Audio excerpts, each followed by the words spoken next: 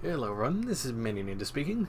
For today's video, we're going to be looking at the Demoniacal Fit SS Goku / Begeta custom head sculpt set, which, as you might notice, is a little bit odd because normally they change the name to Goku for copyright reasons, but I guess they felt brave when they were doing the print job on this packaging.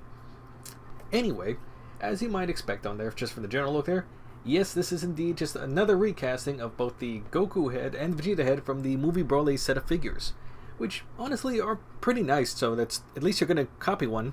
This is a nice updated look to go for. However, instead of being in the Super Saiyan blue look, which had slightly shinier paint jobs to boot, you have more of a matte yellow look, which is not only reminiscent of the original Super Saiyan looks from the Dragon Ball series, but also is a little more in line with how the older figures were looking before they started going with the slightly shinier paint jobs.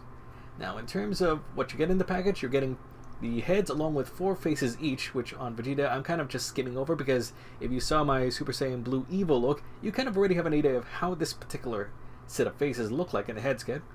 Detail-wise, you're doing about the same high-quality detail, I would say. Honestly, everything is looking real nice, but I am noticing some fitting issues, which is something we're going to get back onto later. But for the new one for this particular video, and what is newer for this channel, is how they handled Goku's head.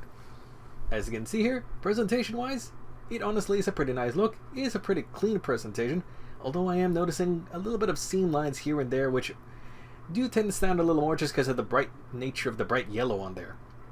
And also, maybe the paint job and, well, maybe the casting isn't as good as I hoped on there. You could tend to tell something's off when you were looking at the back there, but it's functional enough at least. And all the faces, once you do get them in there, do snap in pretty well, although it's a bit hard, at least in my case, to move the bangs on and off. Once you get them in place, they stay in perfectly, but they're kind of hard to snap on and off. Maybe a slight bit of tight fitting, maybe because of the paint job that's been used on there. Feels like it might be a bit thick, I feel. Anyway, for Goku, you do get the 4 standard faces that came with the original release, being a more standard, kind of neutral position, a slight smirk on his face, the grimacing face, as well as a yelling face. You have to forgive me if it sounds like I'm skimming over a few things, but let's be frank. As these things are honestly copied straight from the official movie Broly figures, you're not really going to go wrong for the most part in terms of the general sculpts themselves because you're not making anything new here.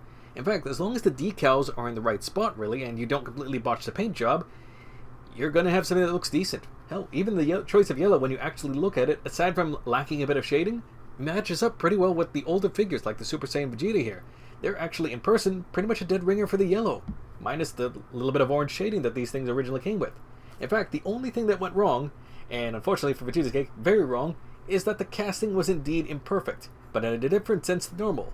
Rather than it being too tight, the whole thing is slightly warped off-center and off-kilter, well, so that while the faces do fit on there, the ball peg opening is actually too large on my Vegeta. I have not modified this in any sense, and as you can kind of tell from the fan I'm having on there, the thing is, it's not too tight. It's too loose to the fact that it's not actually being held in place and falls off if you tilt the figure even slightly. In fact, all the later photos and video footage you're going to see on this thing are only holding in place because I have a face snapped in front that is basically forcing the thing to stay on there. Which is very unfortunate because once you do get it on there, it actually looks quite good no matter what face you have on there, and it's actually quite presentable. For Goku's head, on the other hand, it's your standard issue where the ball peg opening is slightly too small.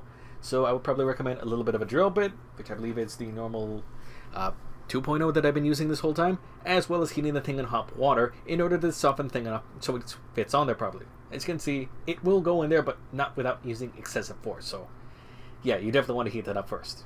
Once you get it on there though, everything honestly looks really nice. These things do look quite presentable and match up pretty well, but as you can kind of see here, even from me flipping it, it's only being held in there by the face in Vegeta's case. The minute you start moving, it comes apart here. And that was with me trying multiple things in order to get it to stay on there, but unfortunately, it's just not meant to be on this one. So Vegeta's neck posture is going to have to be a little more static. As long as you have it at kind of a standard standing pose, you'll be fine. As for Goku, this is a post-drill bit adjustment on there, and everything honestly fits on there pretty well. Neck isn't overly snug, it holds its place really nicely, and it fits and sits really well on the body here. While I have been enjoying just how many different options we have for the Broly movie figures in terms of head sculpts, colors now, I think the whole thing has run its course, and I am looking forward to what Possessed Horse can show us in the future in terms of more unique things, or at least interesting clone figures. Speaking of which, one last look at one clone figure, namely the Tenacious Martialist, And the reason we're looking at this one is because it's actually from the reproduction run or second run with the changed butterfly joints to blue rather than the skin tone. The reason I'm showing you this is because, aside from that one change though, it's worth noting that a lot of the different quality issues that the original figure had are actually still present, or at least on the one that I have in my hand here.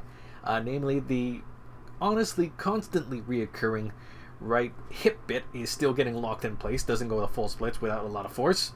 And the various joints, well, most of them are tight enough they will hold their pose absolutely no problem. Some of them are just overly tight to the point that, especially for the upper body and the butterfly joints, ironically enough, they actually make a noticeable squeaking sound when you're trying to move them, which I might recommend you want to add some shock oil in order to kind of loosen them up for safety reasons, if you particularly move around your figure a lot. That being said, a lot of the good qualities are still here, namely that the hands are able to switch a lot easier than their older figures, same with the head, and frankly presentation-wise, everything is looking really good on this. Hopefully, Demoniacal Fit will manage to get a few of these quirks worked out by their next big clone figure, which seems to be the Proud Prince, which is definitely going to be something we're going to be looking at in the future, along with a few other third-party and clone figures that are going to be coming up in the near bit. So, stay tuned for that, folks. Thanks for watching for now, and catch you all later.